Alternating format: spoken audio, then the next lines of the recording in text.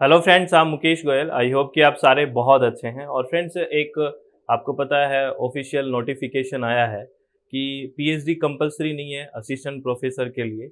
अभी ये बात बोल दी गई है और ये जो रूल है ये लागू हो गया है 1 जुलाई से, है ना, 1 जुलाई 2023 से। तो अब बहुत सारी चीज़ें हैं कि मैं देख रहा हूँ अभी कि पीएचडी कोई ज़रूरी नहीं है, पीएचडी कोई ज़रूरी नहीं है।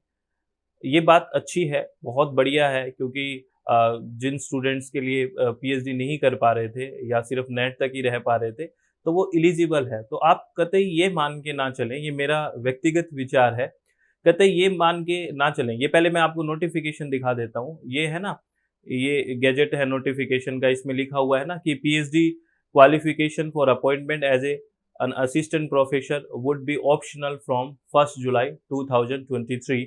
NET, SET, SLET shall be minimum criteria for the direct recruitment to the post of assistant professor for all higher education institutions।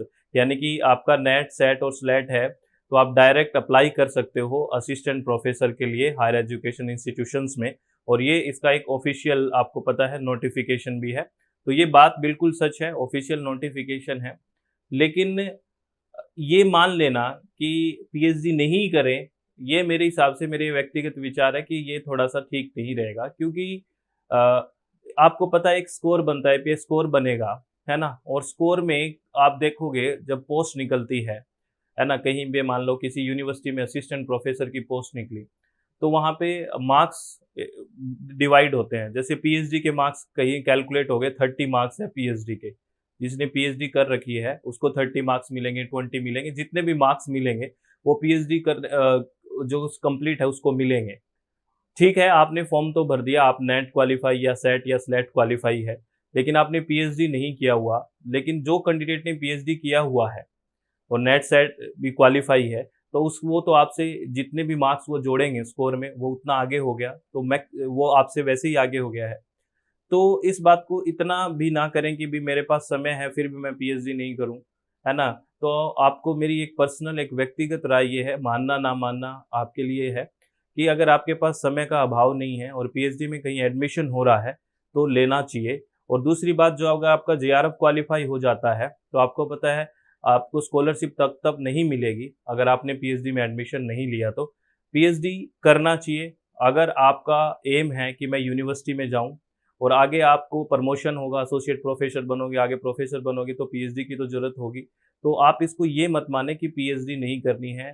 PhD अगर आपके पास समय है और समय का अभाव नहीं है और मैनेज कर सकते हो तो करनी चाहिए। वैसे कंपल्सरी नहीं है, ये बोल दिया गया है। तो सभी के लिए ऑल द वेरी बेस्ट। आप लोग खुश रहेंगे और हमेशा अपने चित्त को शांत रखें। और ये इन्फॉर्मेशन आपको शेयर करनी थी।